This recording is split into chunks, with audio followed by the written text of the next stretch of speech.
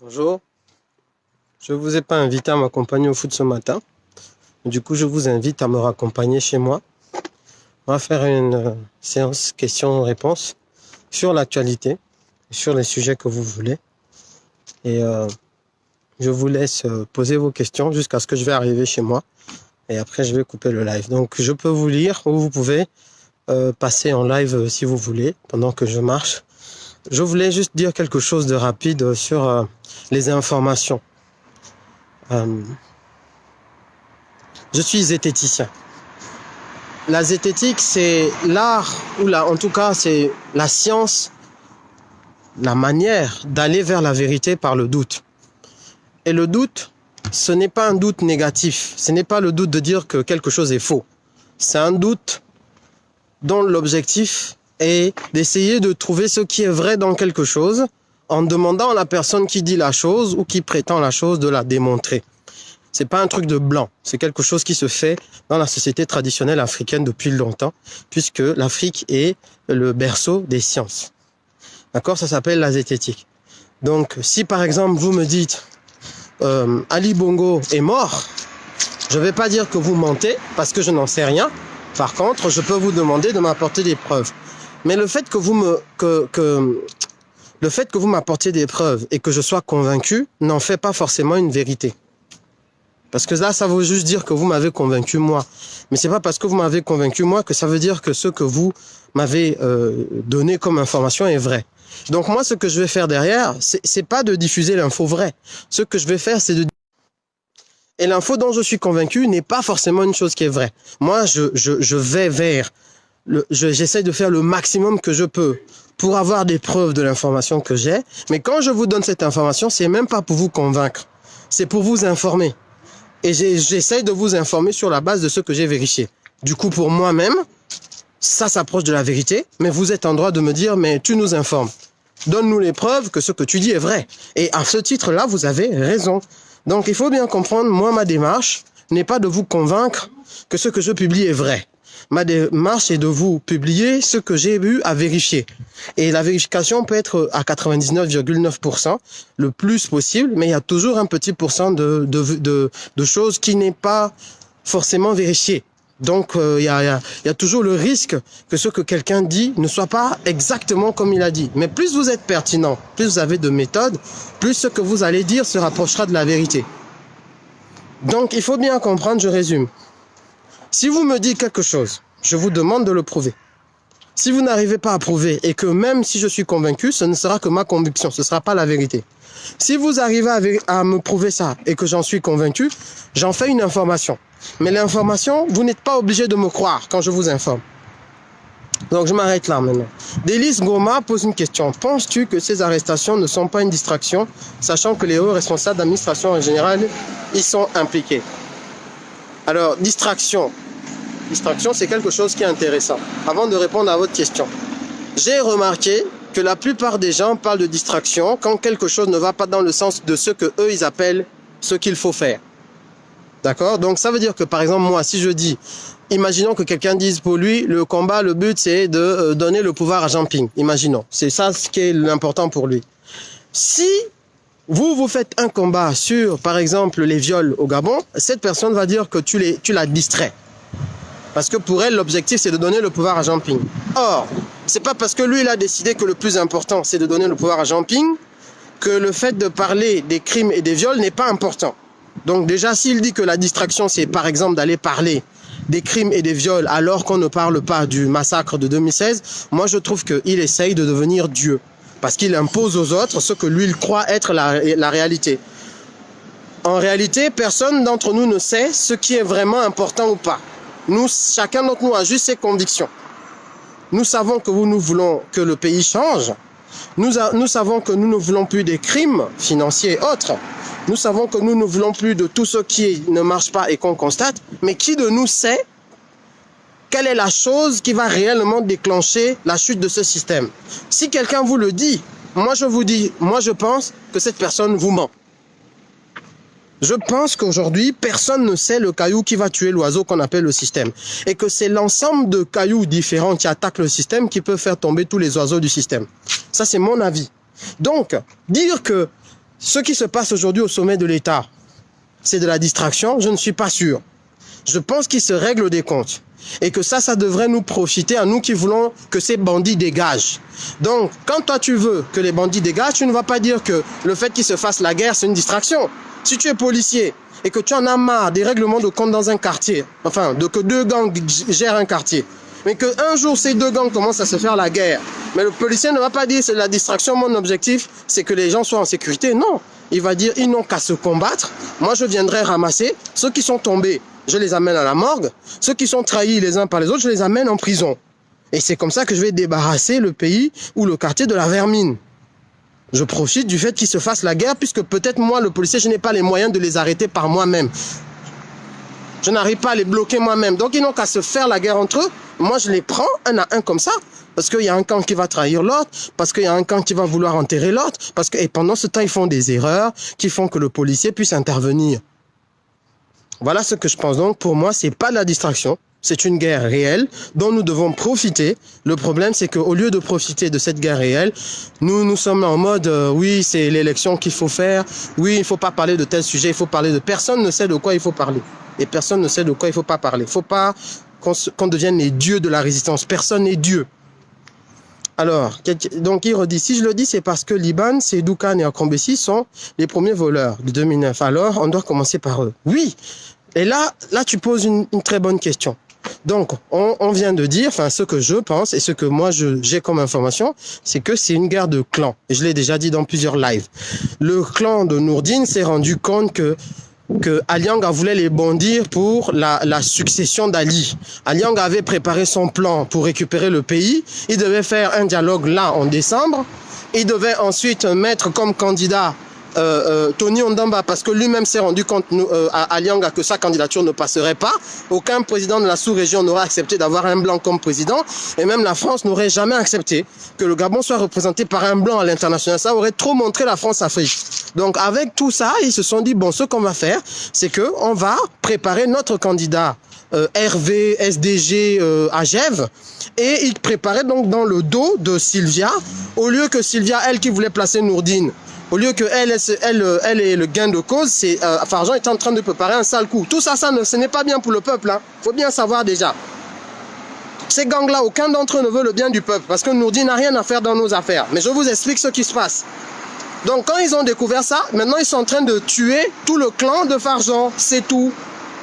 Et c'est aussi grâce à nous que cette guerre entre eux se fait. Et cette guerre est importante pour nous. Mais donc, quand un camp tue les autres, mais forcément, les gens du camp qui tuent ne vont pas aller en prison. Tous les gens qui sont proches d'Akrambessi n'iront pas en prison. Faut même pas s'y attendre. C'est pour ça que je vous dis, c'est une guerre des clans. Ce n'est pas une guerre pour la justice. Et c'est pas parce que c'est une guerre des clans que c'est la distraction pour autant. C'est une réalité. Les deux clans se déchirent. C'est quelque chose qui devait nous profiter. Et en même temps, ils ne se déchirent pas pour la justice ni pour le peuple. Ils se déchirent parce qu'ils se battaient pour avoir le pouvoir et qu'un des clans a voulu bondir l'autre. Vous voyez? Voilà, c'est ce que je pense. Est-ce que vous avez d'autres questions? Je vous ai dit, je dis ce que je pense. Je ne vous dis pas que ce que je dis est la vérité. Je vous dis ce que je pense. Et avec la limite que je peux me tromper et avec la limite que c'est juste un angle de vue. Parce que la vérité, c'est un ensemble d'angles de vue. J'ai mon angle de vue à moi, qui est totalement limité dans le temps et dans l'espace, mais je vous l'expose. Donc, posez vos questions. Moi, je vous dis ce que je pense, qui n'est que ce que je pense et qui n'est pas forcément la vérité. C'est ce que je pense. Et autre chose que je voulais aussi vous rajouter, ce n'est pas parce qu'on se bat pour le changement au Gabon qu'on est des saints. Moi, je ne suis pas un saint. Il faut déjà le savoir. Je ne suis pas un saint. Je connais mes limites, je connais mes fautes. Mes proches connaissent mes limites et mes fautes. Je me bats déjà contre mes propres défauts tous les jours, comme vous aussi. Mais il y a une seule chose qui nous distingue de ceux qui sont en face de nous. C'est que moi, personnellement, je ne me bats pas pour mon intérêt personnel. Je le sais et je pense que ceux qui m'ont approché le savent. Je ne me bats pas pour mes intérêts personnels. Ils n'ont pas le sens du collectif. Ils n'ont pas le sens de la nation. Et nous essayons d'entretenir et de construire ce sens du collectif et de la nation. Donc, je ne fais pas un combat où on va me placer ou bien on va me donner de l'argent. Ceux qui ont essayé de me proposer de l'argent, il faut aller leur demander. Il faut aller leur demander quelle est la réaction qu'ils ont eue. Parce que je suis pas là, je combats, je suis là pour une idéologie qui doit nous profiter à tous. Je veux que nous tous on s'en sorte. C'est vraiment, il n'y a pas de raison que nous n'ayons pas un pays où chacun d'entre nous mange à sa faim, où chacun d'entre nous donne. Il n'y a pas de raison, je ne comprends pas. Et pourquoi je vais faire un combat où mon but ce serait de prendre tout l'argent de tout le monde et de mettre ça dans ma poche à la fin de mes vidéos. C'est quoi le... J'ai pas compris. Parce qu'il y a beaucoup au Gabon, ils deviennent les grands types de la famille. Après, ils vont se plaindre. Oui, alors que c'est le voleur qui a été placé là. Qui vole. Ils volent tellement que tous les autres doivent être pauvres et lui, il est riche. Et après, il se plaint que lorsqu'il y a un mariage coutumier, c'est lui qui doit payer. Lorsqu'il y a un deuil, c'est lui qui doit payer. Lorsqu'il y a un machin. Mais tu rends les gens pauvres. Forcément, au bout d'un moment, ils vont venir t'asphyxier parce que, en fait, l'argent qui est dans tes poches, c'est leur argent. Donc, si tu es vraiment intelligent, il faut que tout le monde s'en sorte. Que ça doit être gagnant-gagnant. Comme ça, quand tout le monde s'en sort, tout le monde, on a une sécurité sociale nationale qui permettra à chacun de s'en sortir. Pas que si tu dois te soigner, tu dois encore aller cogner chez tonton. Et le tonton là ne peut même plus rien faire parce que tout son argent va chez vous. Et c'est comme ça qu'il se met à voler pour avoir le surplus qui doit gérer la famille. Et après, il finit là, il n'y a même rien. Et après, il y a quand il meurt, on vient enlever tout à sa femme parce que du coup, la famille se dit qu'on va tout perdre si c'est sa femme qui récupère. Ben, ça crée plein de problèmes sociaux. Donc, dites-moi vos questions et je continue. Nzagou, Kedi, Cédric, donne les noms des gens qui ont reçu l'argent. Bon, il y a cette histoire de la GOC ou la GOM, parce que c'est Gabon Oil Market ou Gabon Oil Company qui aurait financé des activistes. Je parle au conditionnel. Alors moi, je vais vous dire comment je traite ce genre d'informations, parce qu'il faut être cohérent. Le régime gabonais est un régime menteur. Ok, je commence par là. Sur le cas de la situation d'Ali Mogo, il mente. Sur le fait que le Gabon va bien, il mente. Sur le fait qu'il y aura l'émergence, il mente. Plan stratégique Gabon émergent, il mente. Bon, quand ce régime va sortir dans ses médias, pendant qu'ils sont en train de faire leur guerre des gangs, ils sortent dans leurs médias qu'ils ont alimenté des activistes et ils citent des noms, je suis désolé. Déjà, ils sont menteurs et en plus, je suis zététicien. C'est-à-dire que c'est pas parce que tu dis que moi, je vais te croire. Déjà, il y a les deux choses là qui font que je me dis... Moi, je ne peux même pas essayer de mettre mon oreille. Je ne dis pas que la corruption n'est pas avérée, hein, non. Je dis que vu la nature de la personne qui m'en parle, je ne veux pas l'écouter. Mieux même, c'est quelqu'un d'autre qui doit m'en parler pour que je l'écoute. Moi, je n'écoute pas les gens qui sont des menteurs patentés et qui ont tout intérêt à ce qu'on porte l'anathème sur tout le monde. Sans aucune preuve. Oh, nous avons vu sur les lignes comptables de la GOM, personne n'a publié ça, les lignes comptables de la GOM, qu'il y avait un taux très élevé, un pourcentage, enfin, des sommes très élevées, qui sont les financements des associations. Quelles associations? C'était combien? Très élevé. On dit 3,8 milliards. Où sont les traces, où sont les preuves? Montrez-nous les lignes pour que moi je suis zététicien. Je doute pour aller vers la vérité. Vous dites quelque chose, vous démontrez la chose et je commence à considérer que votre chose est avérée. Je ne vois rien. Et après, on va nous dire comment nous sortir une liste. Mais un régime qui ment, qui veut sortir une liste pour dénigrer des gens qui les embêtent et qui sont à l'étranger, moi, je vais m'asseoir et les écouter et leur demander quoi? Je peux même pas un peu. Ils passent leur route avec leur information. Maintenant, celui qui veut croire, parce qu'en général, c'est ça. Quand le régime dit que Ali Bongo va bien, tout le monde dit « Oh, vous mentez, c'est faux ». Mais quand on va dire que la diaspora a reçu l'argent, comme les gens veulent entendre que la diaspora est pourrie, qu'elle est vendue, même quand un menteur, même si c'est le diable qui vient leur dire ça, ils vont vouloir croire parce que leur objectif est de démontrer que la diaspora, c'est des vendus. Et c'est comme ça qu'ils vont aller écouter le menteur. Aujourd'hui, pour certains, et hier, ils disaient qu'on ne veut pas écouter le menteur parce qu'il ment. Là, c'est pas cohérent. Vous voulez que le menteur veut prouver qu'il ne ment pas, mais il nous donne des preuves patentées, des faits, pas fabriquer des fausses preuves avec des lignes et des noms, pas aller voir le général du Mapan pour dire que viens dire que tu étais à Paris pour aller arroser je sais pas trop qui, pas, on est où là?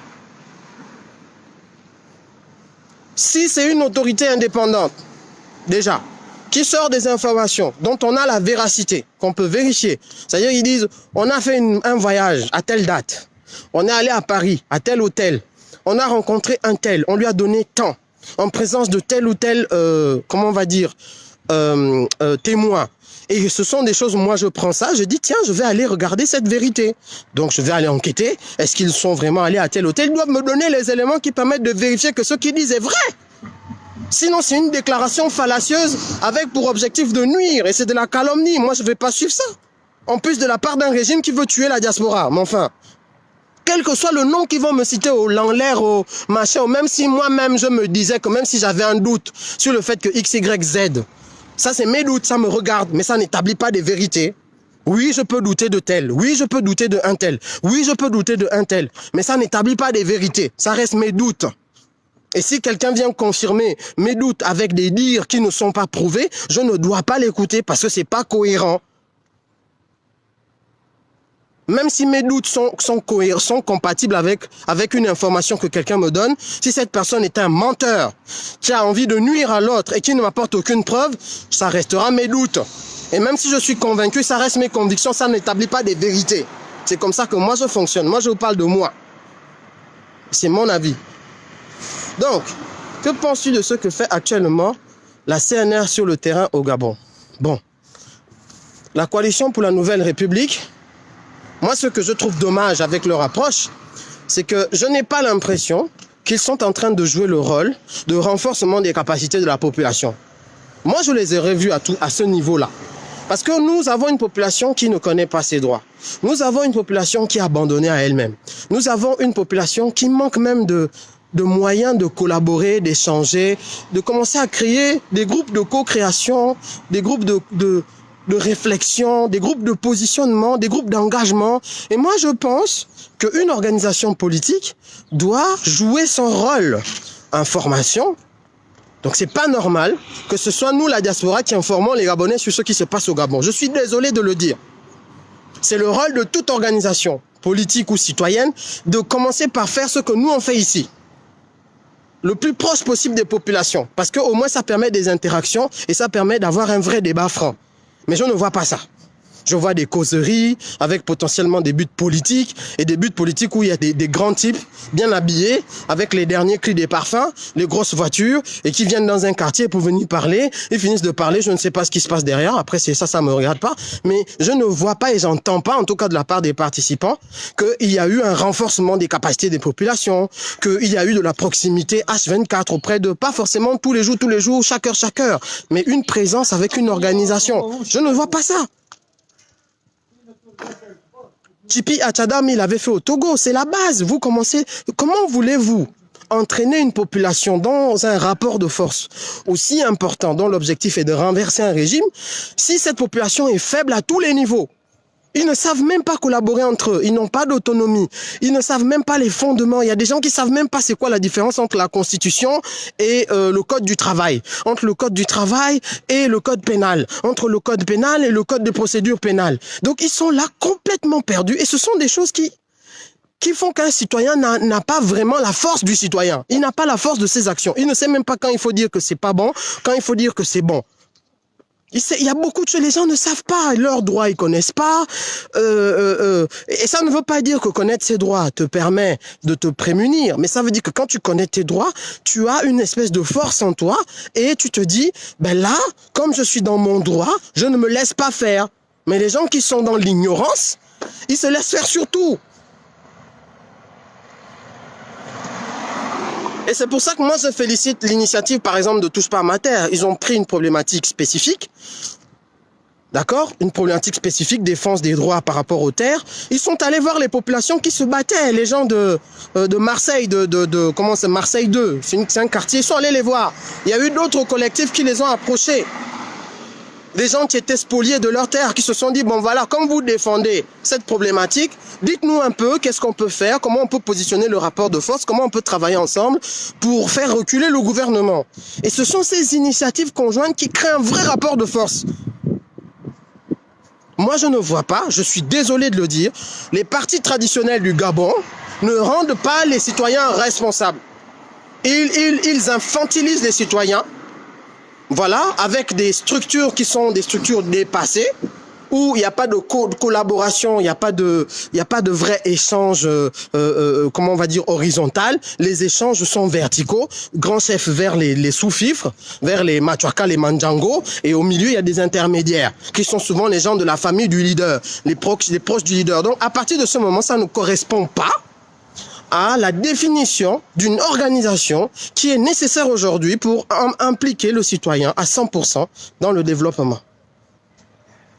Moi, je ne vois pas ça. Je vois quelqu'un évoquer Jean Gaspard. Et il y a d'autres. Il y en a qui sortent du lot. Hein. Je ne les mélange pas tous. Quelqu'un m'a posé la question sur la coalition pour la Nouvelle République. C'est une coalition de plusieurs partis. Elle a un potentiel organisationnel énorme. Mais je pense, et je le dis, qu'ils n'utilisent pas correctement ce potentiel-là pour renforcer les capacités des citoyens. Le minimum de ce qu'on fait sur Internet, il y a des citoyens qui ont besoin de ça. Même rien que parler des droits, avec juste des thématiques. Bon, on parle de, par exemple, création d'entreprises, comment s'autonomiser. Vous avez des experts dans vos organisations. Mais qu'ils fassent des petits séminaires dans les quartiers, ça crée le lien. Et puis ça permet aux gens d'avoir une sympathie pour vous, d'adhérer à ce que vous allez leur proposer. Ça leur coûte quoi ? Ça leur coûte quoi concrètement? Au lieu d'aller dans les quartiers faire les causeries, parce que dans la causerie, on dépense pour la tente. Dans la causerie, on va dépenser parce qu'on va dire oui, les gens vont venir, on va leur donner à boire. Dans la causerie, on va dépenser et dans la causerie, on va arriver comme un grand seigneur qui vient expliquer les choses aux gens qui ne connaissent rien. Au lieu de faire ça, mais allez renforcer leurs capacités. Je ne sais pas ce qui vous en empêche, mais je vois que de toute façon, ça ne se fait pas. Je suis désolé. Et quand ça se fera, on saura. Parfois même, il y a des gens qui adhèrent à un parti qui ne savent pas quelle est la charte du parti. Quelle est l'idéologie du parti. Ils ne savent pas. Ils sont dedans parce qu'on lui a dit viens d'abord. Ici, tu sais que le jour où tu auras besoin d'être nommé, hein, le fait que tu sois avec tonton ou tantine un tel, ou bien avec monsieur un tel qui est grand type, il va t'appuyer. Donc la personne vient, elle fait le nombre. Voilà. J'ai même vu des gens, là j'ai découvert ça, des gens qui font partie des partis d'opposition, mais qui ont financé leur campagne avec l'argent de la majorité. Parce qu'ils sont aussi en même temps les frères, les petits frères, les combis, les bons petits, les bons grands, des gens qui sont dans la majorité. Qu'est-ce que c'est que ce mélange des gens? Où est l'idéologie dedans? Après on va me dire oui, il faut être pragmatique. Oui, justement, c'est ce pragmatisme de mélange des gens qui fait que les organisations politiques ne sont pas efficaces. Je m'arrête là pour cette question. Je ne sais pas s'il y en a d'autres. Alors, que dire de l'emprunt octroyé encore aujourd'hui, sachant le scandale actuel? C'est Terry Tizol Limbumba. Donc tu parles de l'emprunt du FMI. Bon. Vous savez, le FMI n'aura jamais honte de dépouiller un pays qui s'est rendu faible tout seul.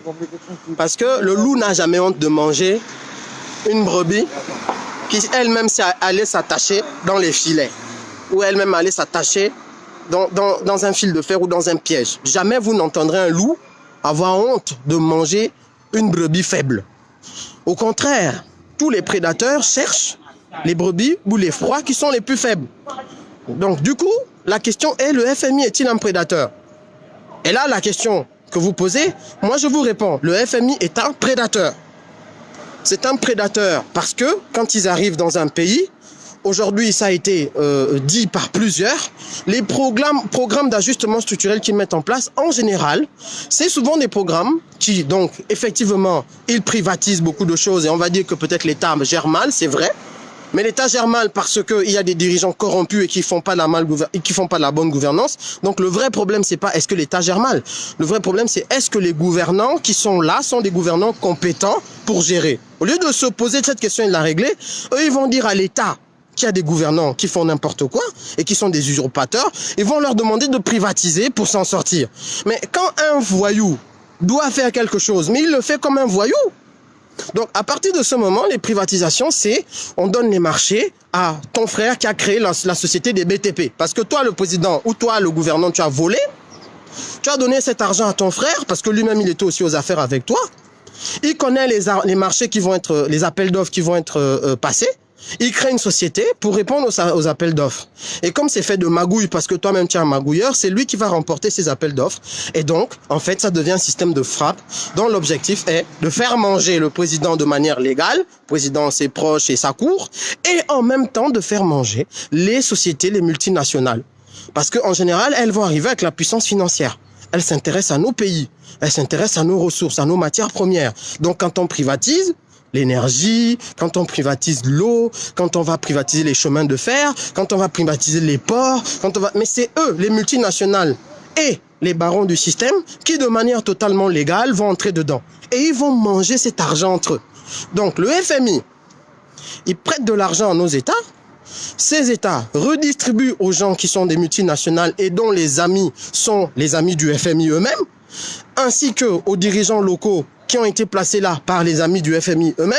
Donc tout l'argent remonte encore en Europe, parce que le dictateur, il place l'argent en Europe et dans les marchés financiers et les paradis fiscaux.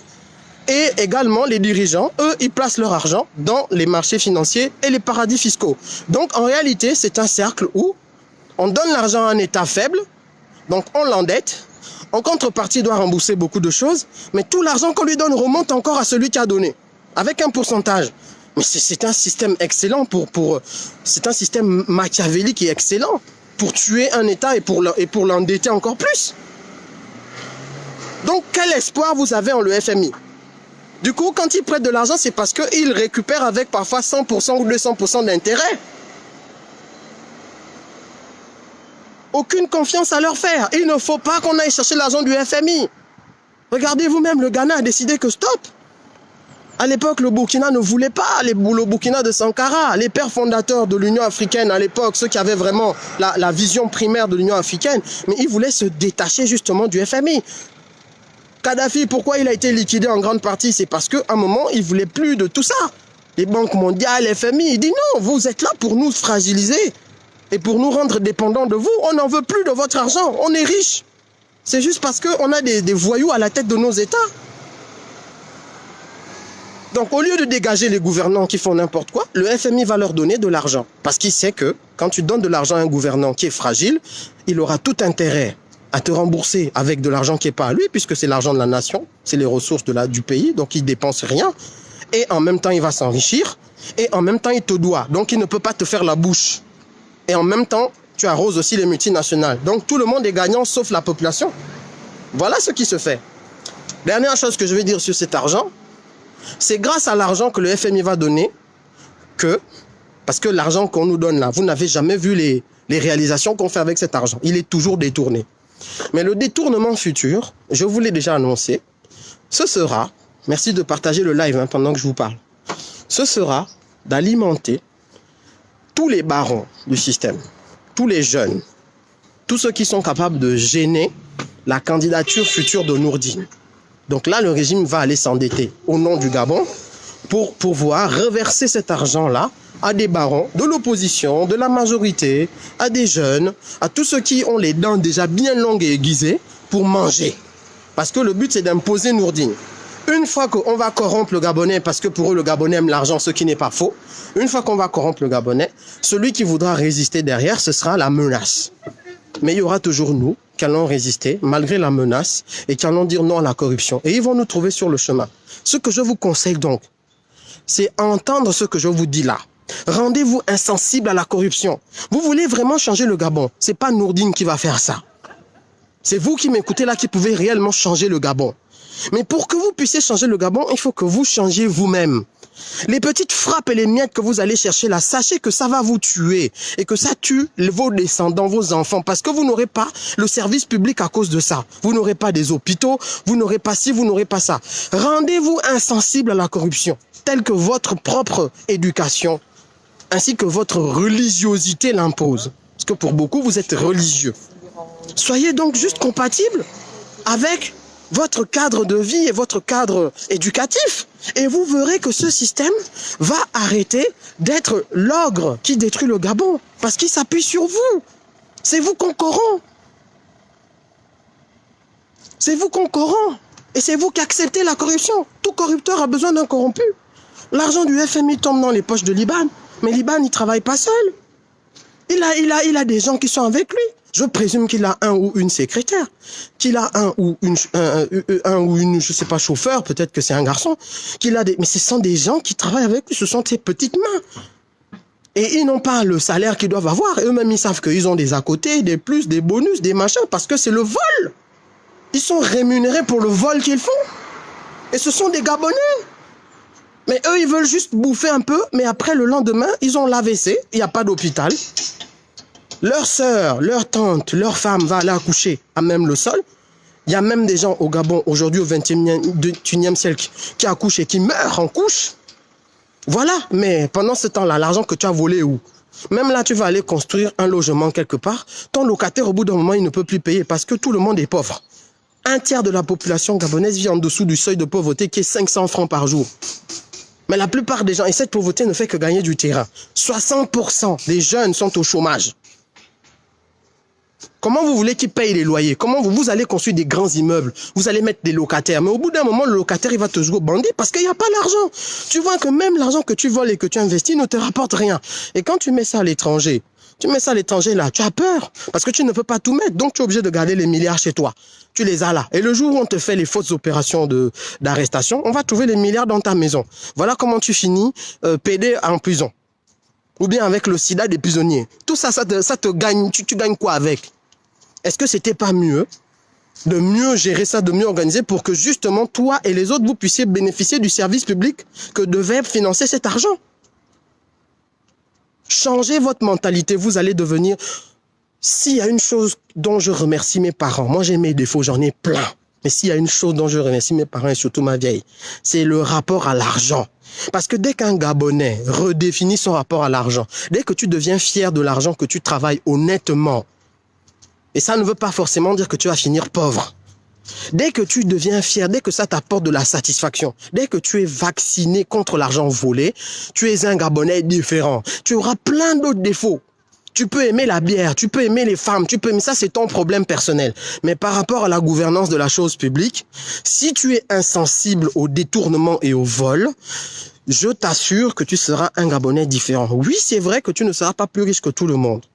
Mais si nous tous ensemble, on commence à devenir ça, on ne va plus comment être les Gabonais qui crient aujourd'hui, oh mon Dieu, le Gabon, ça devient l'enfer. Mais ça devient l'enfer à cause de nous-mêmes. C'est parce qu'il y a eu de plus en plus de gens qui sont devenus voleurs que le pays est devenu un pays de voleurs. C'est parce que de plus en plus de gens sont devenus des frappeurs que le pays est devenu un pays de frappeurs. C'est parce que de plus en plus de gens, les gens sont devenus pédophiles que le pays est devenu un pays de pédophiles. C'est parce que de plus en plus de gens ont pensé crime que le pays est devenu un pays de criminels. Un pays, c'est quoi? C'est pas abstrait. Le pays, c'est les gens et tout ce qu'il y a dedans. Mais c'est nous, c'est vous. Vous voulez que le pays change? Changez d'abord vous-même. Changez votre mentalité. Devenez insensible au vol et au détournement. Essayez au moins la transparence. Testez la transparence. Vous voulez vraiment que le Gabon change? Vous avez tout le temps fait de la corruption et des vols cachés, tout ça. Essayez d'être transparent, vous allez voir. Si le pays là ne change pas, mais je vous garantis que si vous changez vos attitudes, votre comportement, votre rapport aux choses, surtout à l'argent, c'est le plan le plus important. Commencez juste par ça, focalisez-vous dessus. On me donne un budget, j'en fais ce qu'il faut et je rends des comptes. J'écris quelque part, tu m'as donné 100 000. Tu voulais que je fasse telle ou telle chose à telle date. Je fais tout pour la faire et je te rends des comptes. Commencez à fonctionner comme ça et arrêtez les nébuleuses, les plans cachés, les trucs tordus, les trucs cachés. Vous allez voir que le pays va changer tout seul. Mais tant que vous ne ferez pas ça là, vous allez beau crier, oh mon Dieu, Akombessi a fait ceci, Akombessi a fait cela. Mais Akombessi n'est rien d'autre que la représentation de ce que plein de gens font. Et plus vous êtes nombreux à être des Akombessi, plus le pays sera un pays des Akombessi. Mais moins vous serez nombreux, plus les gens qui font ça seront marginaux et plus ils auront peur de se faire coincer. Parce qu'ils sauront que comme tout le monde ne pense pas comme eux, quand tu fais n'importe quoi, tout le monde va te tomber dessus. Si dans un quartier, il y a un seul voleur, le voleur là aura peur de voler. Parce que tout le monde sait que le jour où il y a vol, c'était lui. On va aller l'arrêter, on va le bastonner. Et même si c'est pas lui, on va l'arrêter lui, parce qu'on sait que c'est le seul voleur. Mais si 98% des gens sont des voleurs, comment vous voulez le jour où il y a vol, on ne sait plus. Tout le monde se regarde, on se dit, ah, sur 100 personnes, on est 98 voleurs, on ne sait même plus qui a volé. Et puis le vol devient donc la norme, la règle, la base, la chose la plus répandue. Voilà. On a l'impression que les opposants au Gabon dorment et c'est pourquoi le pouvoir en place prend le terrain et démontre que l'opposition est une distraction. Moi, je vais vous dire ce que je pense. Encore une fois, je vous le dis à cœur ouvert. Je pense, j'arrive. Je pense que les opposants du Gabon ont une limite. Et que comme ils ont été dans le système, que leurs femmes sont dans le système, que leurs enfants sont dans le système, que leurs intérêts sont dans le système, qu'ils sont dans les mêmes loges, qu'ils sont dans les mêmes alliances de famille, ils ont une limite qui est naturelle. Il y a une ligne rouge qu'ils ne peuvent pas franchir. C'est pour ça que la nouvelle vague de personnes qu'on appelle les extrémistes, parce que c'est pour ça qu'ils veulent nous montrer comme des gens qui sont trop extrémistes, trop machin, vous êtes jusqu'au boutiste, machin, non, non, non, c'est pas ça. C'est que nous, on n'a pas de limite. Moi, j'ai pas de limite. J'ai pas de limite, j'ai pas une ligne rouge qu'on m'a tracée parce que je suis de la même famille que tel grand type et que ce grand type va s'énerver contre moi parce que machin, machin, parce que j'ai épousé la fille du fils du machin, du truc, de truc, je n'ai pas ça. Parce que j'ai reçu l'argent de machin et donc je lui dois quelque chose, je n'ai pas ça. Parce que j'ai travaillé grâce à machin, donc je lui dois quelque chose, je n'ai pas ça. Parce que je suis dans la loge de machin, donc je lui dois quelque chose, je n'ai pas ça. Vous comprenez? Parce que j'ai commis tel ou tel acte criminel au Gabon et que cet acte criminel, c'est une épée de Damoclès sur ma tête, je n'ai pas ça. Donc à partir de ce moment, j'ai un degré de liberté. Et quand j'exprime cette liberté, ces gens qui ont cette limite-là et qui ne peuvent pas la franchir, la journée vient dire que oui, vous, la diaspora, certains d'entre vous, vous êtes des extrémistes, vous ne laissez pas une solution de sortie au système. Le système là vous a montré qu'ils veulent sortir. Parce que pour laisser une solution de sortie à quelqu'un, il faut que la personne ait démontré l'envie de sortir. Si quelqu'un est installé dans ton salon, il s'assoit, il vient même de finir de faire la cuisine, il a acheté du vin, et il allume la télé pour regarder un match. Et toi, tu dis, s'il te plaît, viens sortir, je t'ai laissé la porte ouverte pour que tu sortes. Il va te regarder, il dit que, mais, solution de sortie là, je t'ai dit que je voulais sortir. Quand quelqu'un veut sortir, ça se voit. On n'invente pas les solutions de sortie que non, quelqu'un veut sortir, donc laissez-lui l'opportunité de sortir, laissez au régime la solution de sortie. Il modifie les lois tous les jours. Et même les lois qu'il modifie, il ne les respecte pas. Il s'installe. Il nous montre qu'ils veulent bétonner Nourdine. Il nous a montré qu'ils allaient implanter la GEV. Il nous montre qu'ils veulent investir toute l'administration avec leur gens. Et vous, vous dites que vous devez leur laisser une solution de sortie. Ils vous ont dit qu'ils voulaient sortir? Moi, je comprends pas. Donc voilà le jeu auquel certains leaders politiques jouent et ils essaient de nous passer pour soi-disant des extrémistes. Non. Nous sommes pragmatiques et nous savons analyser. Quand tu regardes, tu vois qu'une personne veut s'installer et qu'elle n'entend rien d'autre que le rapport de force, tu l'amènes dans le rapport de force. Et plus nous serons nombreux à le faire, comme je vous ai dit, plus on sera puissant dans ce rapport de force, plus ils seront obligés de reculer.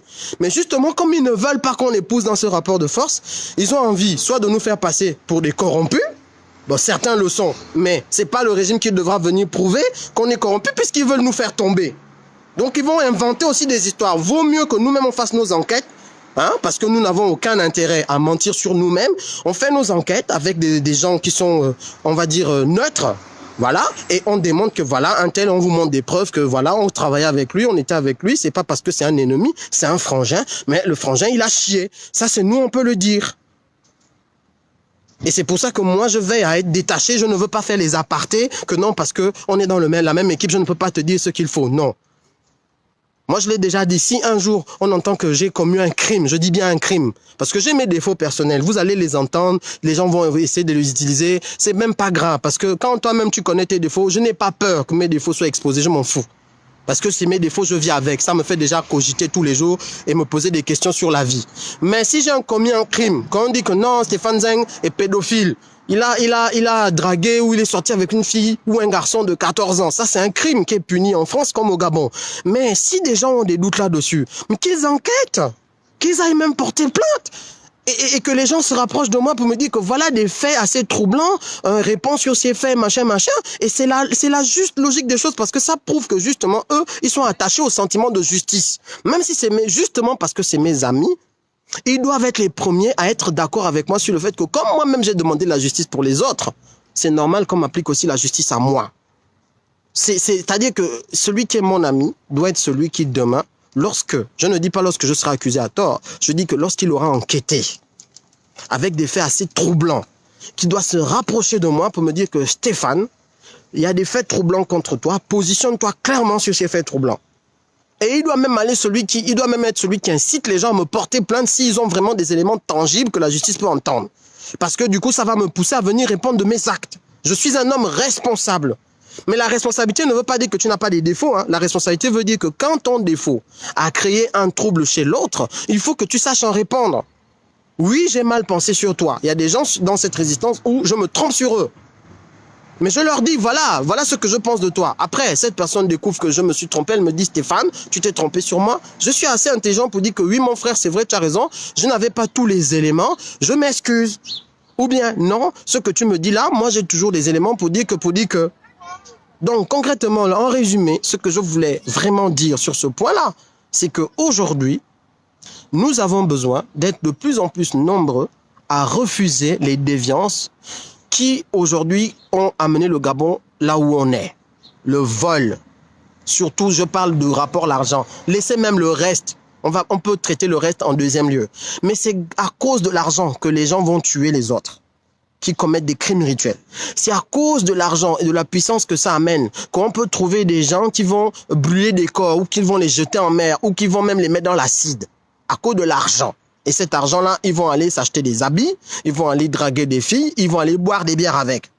C'est à cause de l'argent que certains vont se mettre à détourner pour aller se construire des maisons. Parce qu'ils savent que l'argent donne du pouvoir dans un pays qui est un pays sans une organisation sociale. C'est l'argent, tout est argent.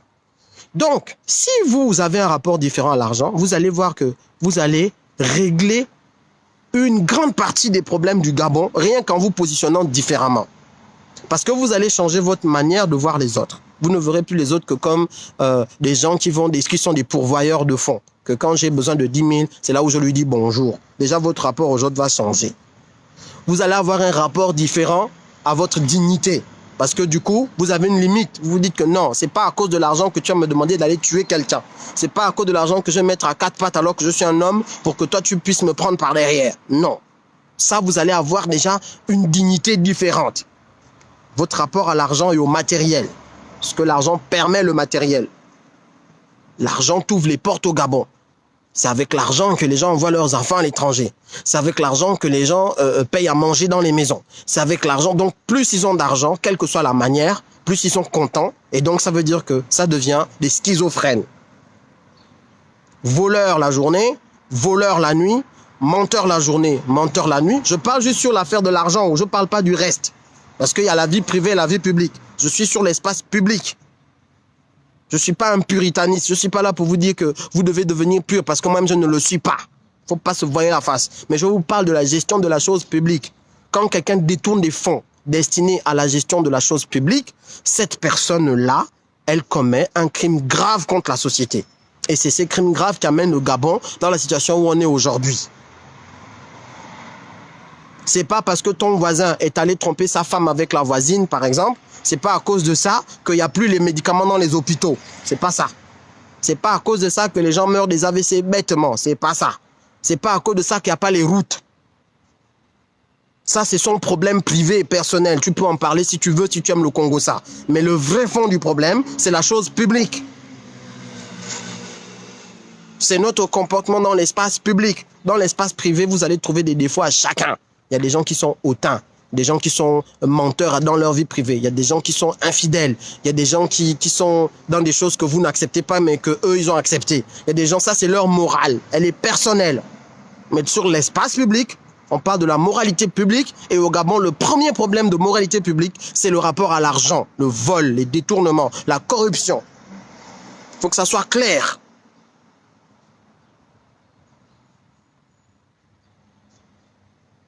Bon, je suis arrivé. Je vois qu'il n'y a plus de questions.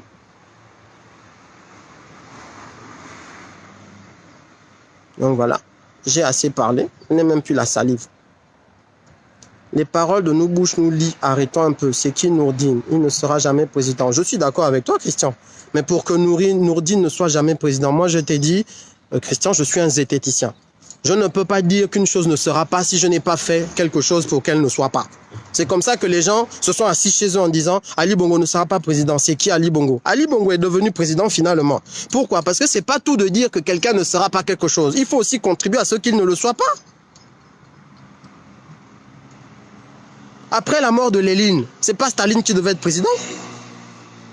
Mais Staline, pendant que les autres se disaient, moi, je vais tout récupérer, moi, je vais faire ceci, moi, je vais faire cela, moi, je suis le candidat naturel, moi, pendant ce temps, Staline travaillait. Et à la fin, quand il s'est agi de choisir le leader du Parti communiste, c'est Staline. Il avait tué certains, corrompu d'autres. Il n'était rien, personne ne le respectait, mais il est devenu président. Alors qu'il y en a plein d'autres qu'il avait d'ailleurs mis en exil, les Dostoïevski et toute la clique, qu'il a mis en exil et qui sont morts en exil. C'est la même chose qui s'est passée au Gabon en 67. C'est pas Albert Bernard Bongo qui devait être président. Tout le monde disait la même chose. Les gens, il est Obama, les Ngonjou et tout le reste, ils disaient exactement la même chose. Bongo, c'est qui? Arrêtez de dire que Bongo peut être président au Gabon. Il peut être président comment? Pendant ce temps, Bongo travaillait son réseau pour être président. Eux, ils étaient installés confortablement en se disant qu'il ne sera jamais président. Et il a fini président. Parce qu'ils n'ont pas fait ce qu'il faut pour que Bongo ne soit pas président.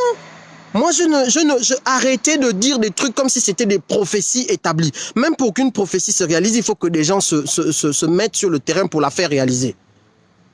Si la prophétie est que Jonas doit aller prêcher à Ninive, mais que Jonas décide qu'il n'y va pas. Mais si Jonas ne va pas à Ninive, il n'ira pas. Il y a quand même quelque chose qui dépend de sa volonté. Même si une prophétie est écrite sur toi, si tu ne veux pas réaliser ce qui permet que cette prophétie se réalise, elle ne se réalisera pas. Donc si les gens ne se positionnent pas pour barrer la route à celui qu'on ne veut pas voir, mais ne vous étonnez pas qu'à la fin, ils finissent par faire ce que vous ne vouliez pas qu'ils fassent. C'est cet attentisme-là qui tue les gens.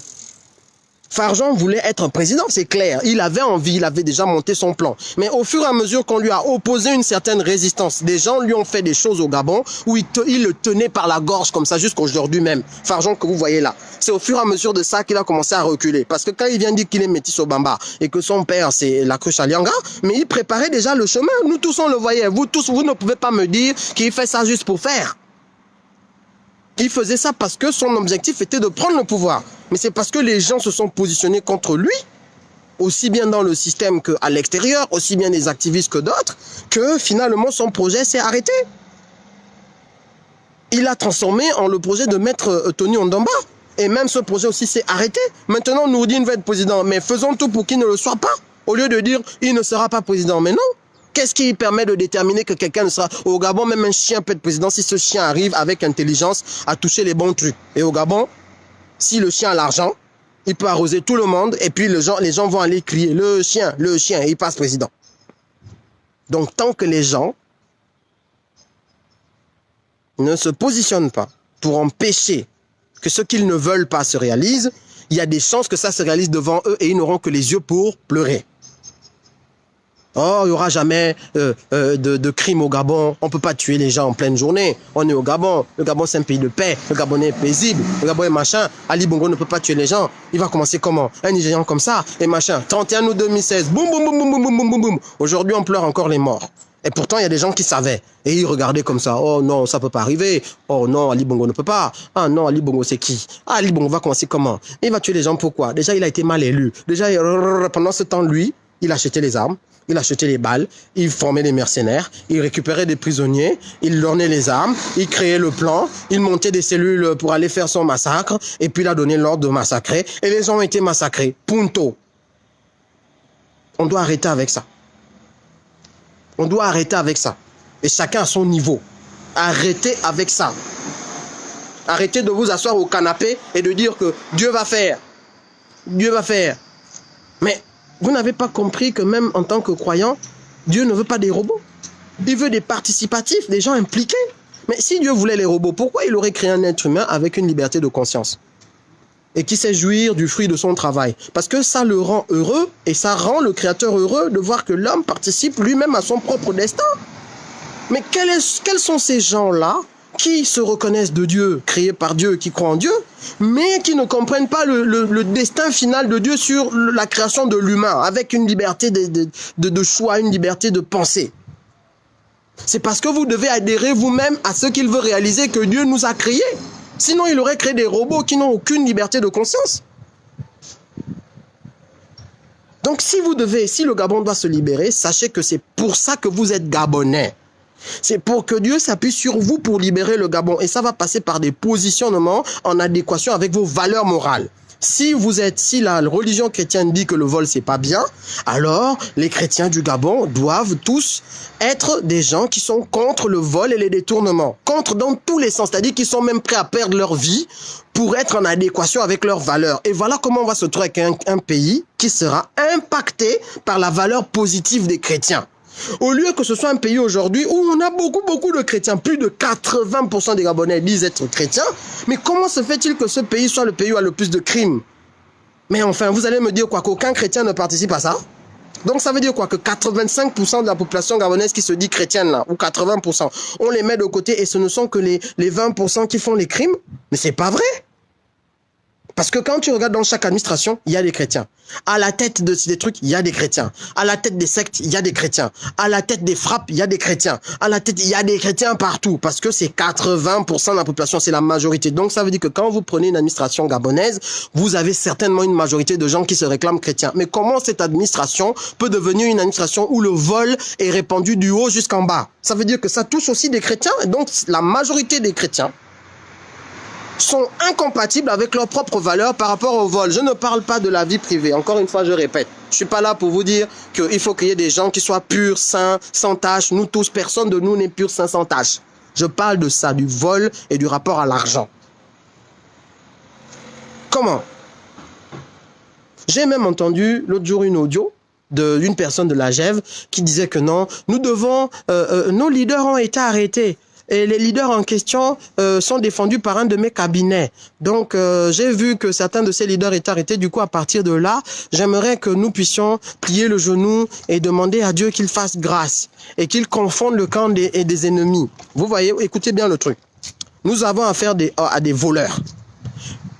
Les gens qui sont arrêtés sont les voleurs. Les gens qui les arrêtent sont des voleurs. Bon, ça c'est fait. Et nous avons une dame qui est proche des voleurs qu'on arrête. Et c'est pas parce que c'est des gentils et des méchants, c'est des voleurs. C'est comme ça. Nous avons affaire à des gens qui demandent la clémence de Dieu, qu'on plie le genou et que le camp des adversaires de ces gens soit dans la confusion. C'est-à-dire qu'en fait, ils participent par ce discours à la guerre des gangs. Au lieu de se détacher, de dire « Ah, nous tous, nous sommes voleurs, nous sommes privés de la loi des voies de Dieu. » Ok. Ok. C'est vrai. Quand on est voleur, on doit juste dire on est voleur et dire oh bah dis donc je mérite la sanction et la sentence d'un voleur, c'est normal. Non, cette dame dit qu'il faut demander que le camp adverse de ces voleurs soit dans la confusion. En gros, imaginons que ce camp adverse, et c'est pas le cas, hein, imaginons que ce camp adverse dans un autre pays. Imaginons, je ne dis pas dans la situation actuelle, je l'ai dit au début. Prenons ce chrétien, remettons-le maintenant en France ou dans un pays comme la Scandinavie où on poursuit les voleurs. Donc, ce chrétien serait proche du camp des voleurs et la justice, imaginons norvégienne, combattrait ces voleurs-là. Mais comme elle est proche de ces voleurs, elle va demander que Dieu mette la confusion dans les yeux de la justice pour que la justice ne condamne pas le voleur. Voilà ce qu'elle est en train de dire. Je ne dis pas que les gens du Gabon qui condamnent aujourd'hui sont des gens justes. Je dis qu'avec sa façon de penser, si on transpose ça dans un autre pays, elle est clairement pour le vol en tant que chrétienne. C'est une chose de reconnaître ses défauts, c'est une chose de vouloir passer ce qui est bien pour mal. Nous sommes tous pécheurs. Mais le pécheur doit s'asseoir et dire que là j'ai péché. Parce que le péché doit rester péché et ce qui n'est pas péché doit rester ce qui n'est pas péché. Ce qui est juste doit être juste, que vous le fassiez ou pas. Moi je connais mes défauts. Et je dois avoir la hauteur d'esprit de reconnaître que là j'ai chié.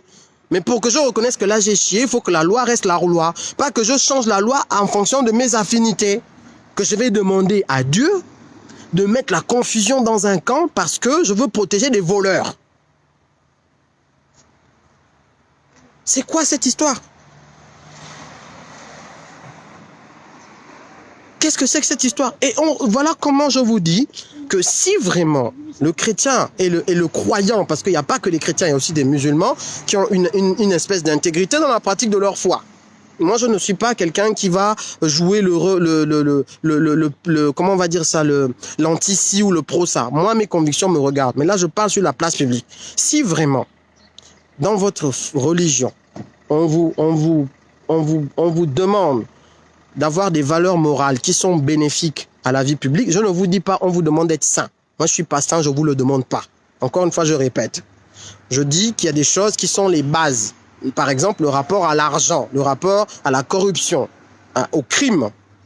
D'accord? Bon, ça c'est pas quelque chose qui est privé, c'est quelque chose qui est public. Si vraiment votre religion défend ces valeurs-là, et que vous êtes nombreux dans le pays à être de cette religion, normalement, votre pays doit être à l'image de votre religion. Si vraiment la religion chrétienne le demande, ce qui est vrai, d'être des gens qui sont droits dans leurs bottes par rapport à la gérance, et la religion va même plus loin, elle vous demande quasiment d'être parfait. Donc, on sait que personne n'est parfait. Moi, je ne vous le demande pas parce que je ne vous amène pas sur ce débat. Mais puisqu'on vous demande quand même d'avoir un minimum de base par rapport aux choses qui peuvent nous servir au Gabon, manifestez ces choses et vous allez voir que le Gabon sera à l'image du Christ. C'est pas les histoires de faire les... comment on va dire, des manifestations d'imposition de main avec des gens qui tournent par terre, des makosos qui viennent et qui tirent les mouchoirs et les gens tombent. C'est pas ça. La vraie image que vous devez avoir, l'impact que vous devez avoir, le sel de la terre que vous devez être, la lumière du monde que vous devez être, que nous devons tous être d'ailleurs, qu'on soit chrétien ou non. Parce qu'on doit vivre tous ensemble dans un pays où tout le monde a du plaisir à vivre. Eh bien, en manifestant des choses qui peuvent permettre de transformer l'espace public. Combattons rien que la corruption. Faisons juste ce combat-là. Corruption, vol, juste ça, pas autre chose. Pas autre chose. Commençons rien que là.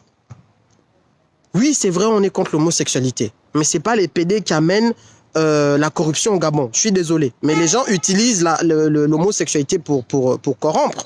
Mais ce n'est pas l'homosexualité en soi qui amène le fait que les routes sont cabossées. Qui amène le fait que l'hôpital n'est pas rempli. C'est vrai que c'est un combat à mener. Pour ceux qui veulent le mener.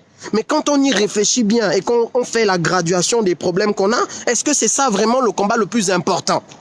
Je ne dis pas est-ce que vous trouvez que c'est un combat à faire ou pas faire. Je vous pose la question. Est-ce que si on combat rien que la corruption et le vol, est-ce qu'on ne va pas se trouver à résoudre une bonne partie des problèmes qu'on a aujourd'hui?